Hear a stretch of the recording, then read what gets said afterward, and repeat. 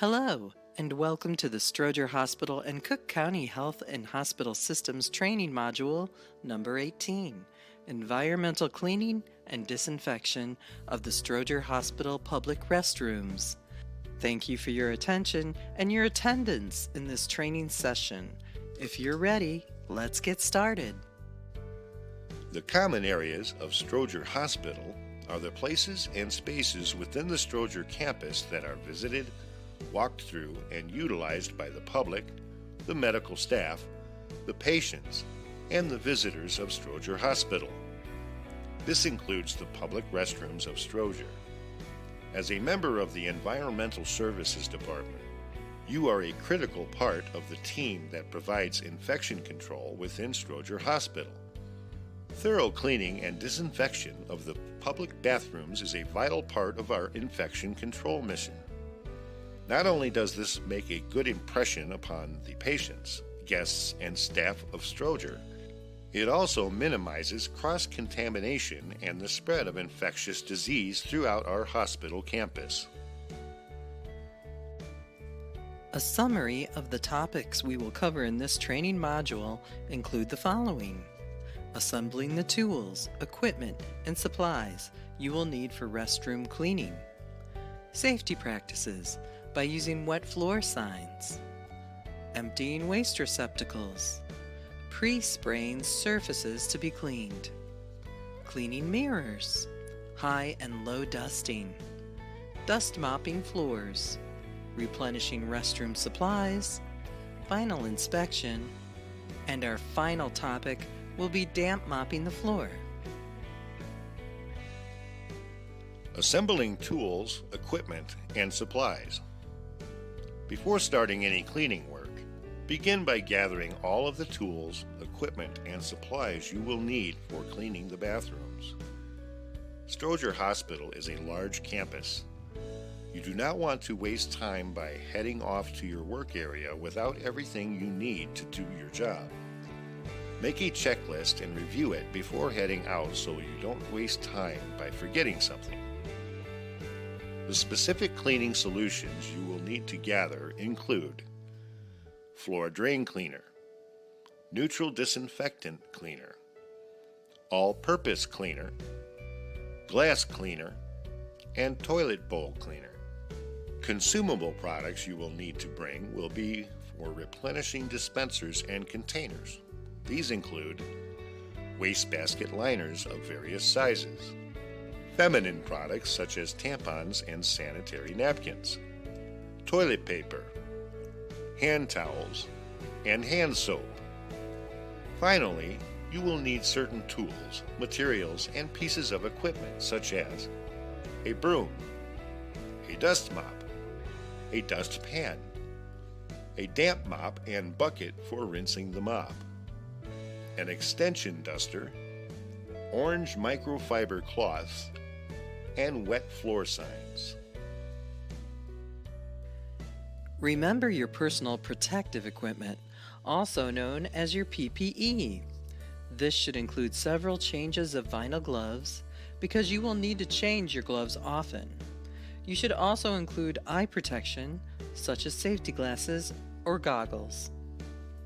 Carry and use your eye protection to prevent accidental splashes or sprays of cleaning solution into your eyes.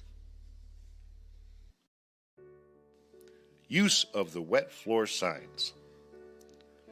Place all of the equipment, tools, and supplies onto your service cart. Double check that you have everything, and once that is done, you are ready to perform your rounds cleaning the restrooms. Start by closing traffic to the bathroom by placing the yellow "Closed for Cleaning" sign up at the entrance to the bathroom door. Additionally, place the wet sign to not only alert people to the fact that cleaning is in process, but to also caution folks to watch their step and avoid slips and falls. Emptying the waste receptacles. Put on your PPE.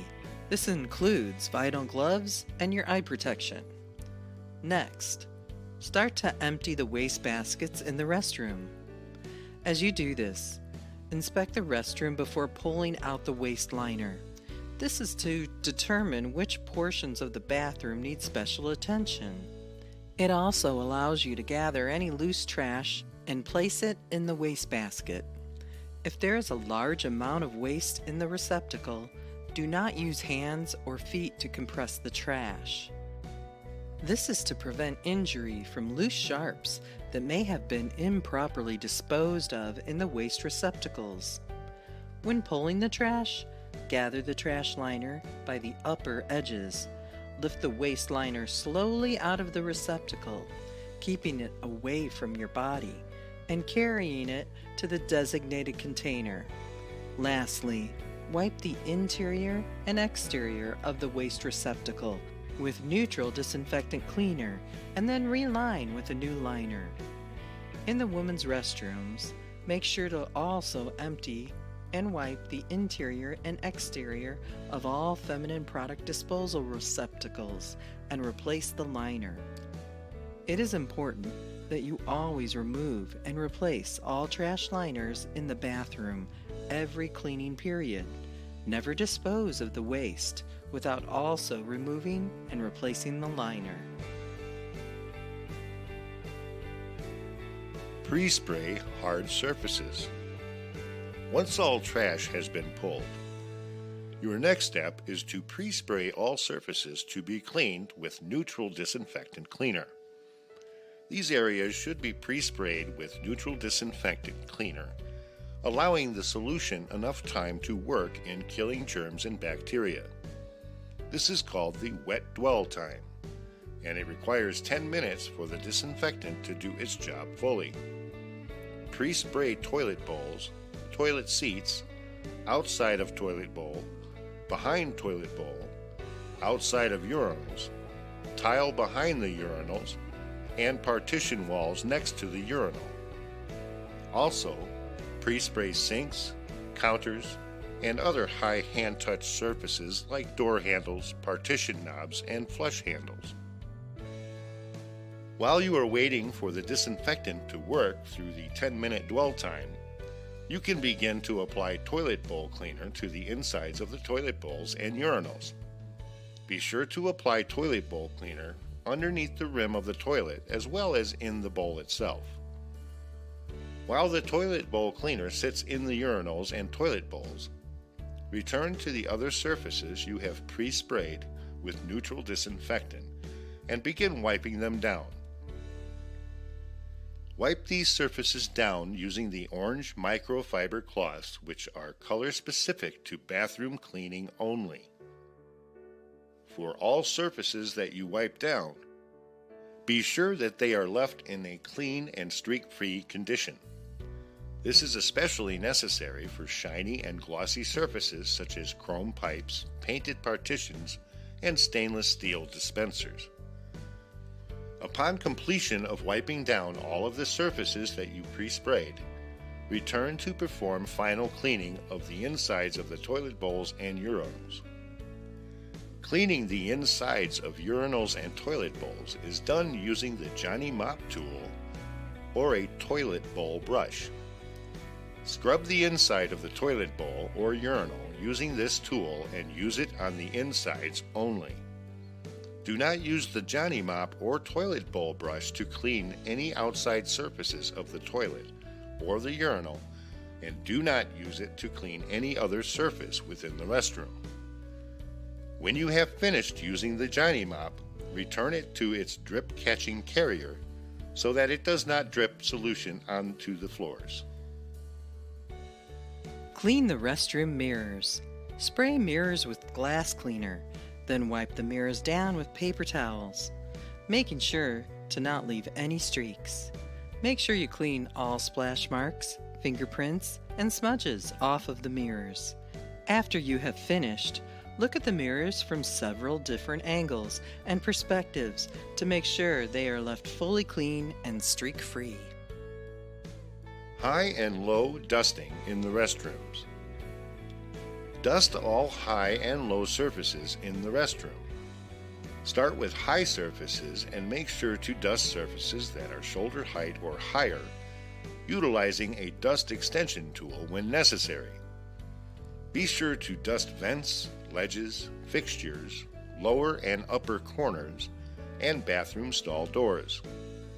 Look carefully for the horizontal surfaces that collect dust and wipe them down. A prime example are the upper ledges of the bathroom partition walls. Another is the top ledge of the bathroom mirror.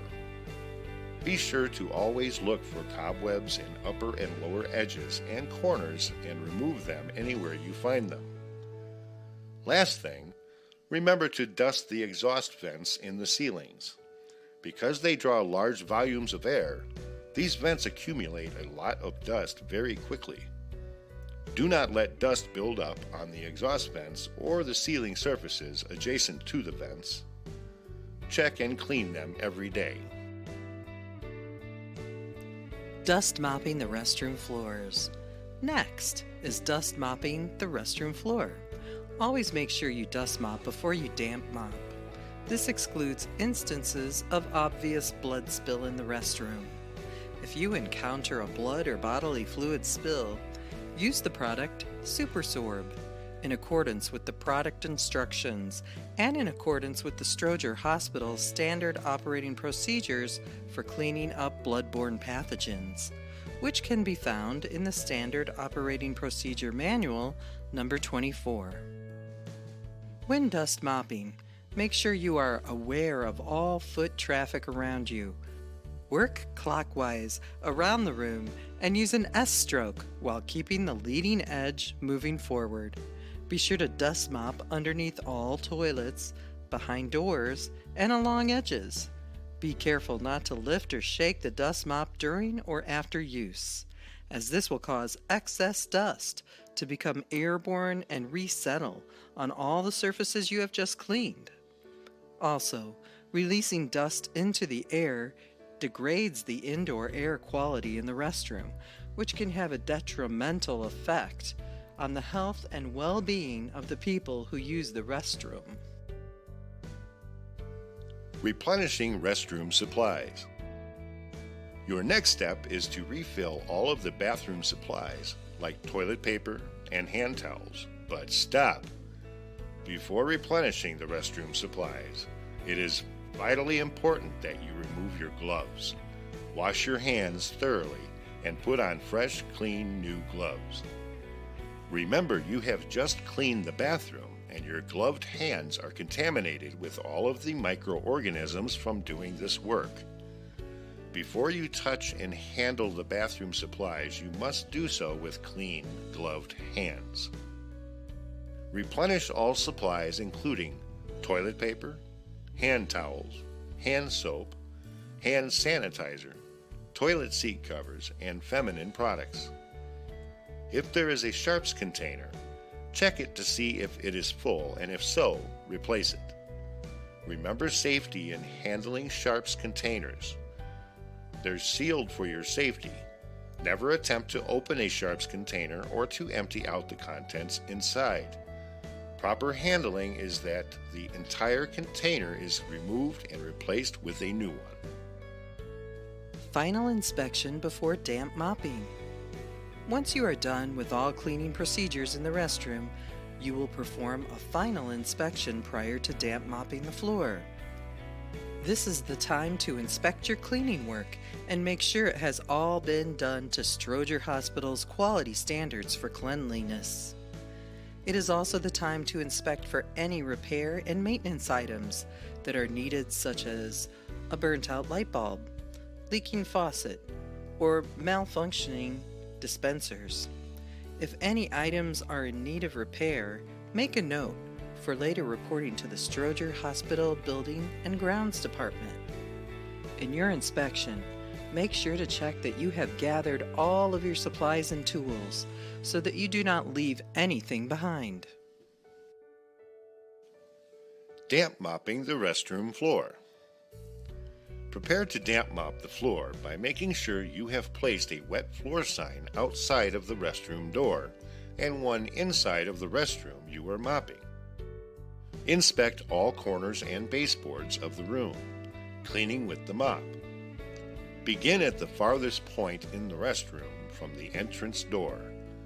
Damp mop the floor, working around the room using an S-stroke and working your way towards the exit door. Leave the wet floor signs out while the floors are still wet and damp. Wait until the floor has completely dried before removing the wet floor signs. Thank you for your attendance in Stroger Hospital's training module number 18 on the cleaning procedures for public restrooms.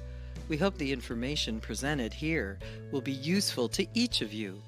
As always, if you have any questions, please be sure to ask your supervisor.